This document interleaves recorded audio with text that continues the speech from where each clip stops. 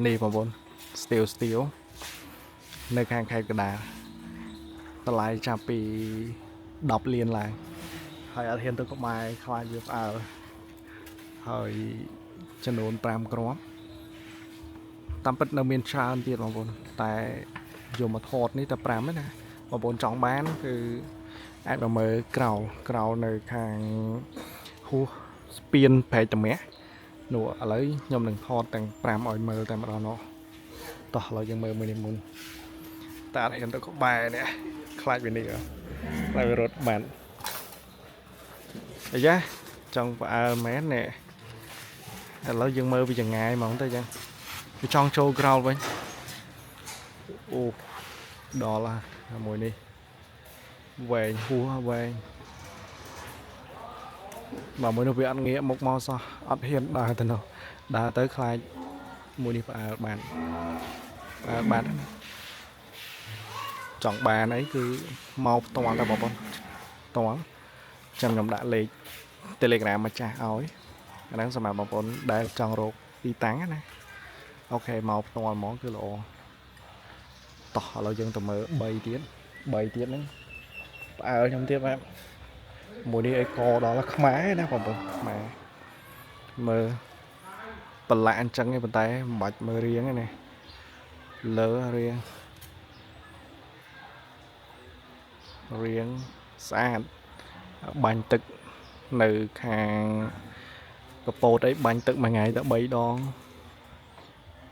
បាច់ឯកោគឺស្អាតណាពេញចិត្តហ្មងណាសម្រាប់5គ្រាប់នេះ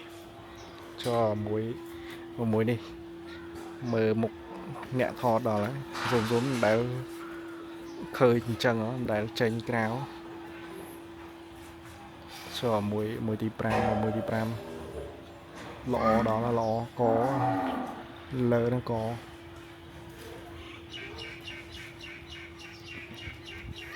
ហើយខ្ញុំមកតាំងព្រឹកមកនេះម៉ោង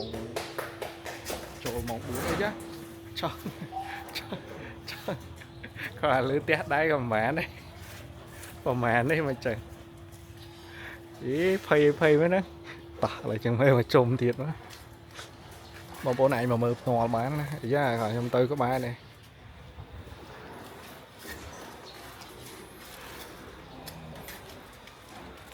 សម្រាប់បង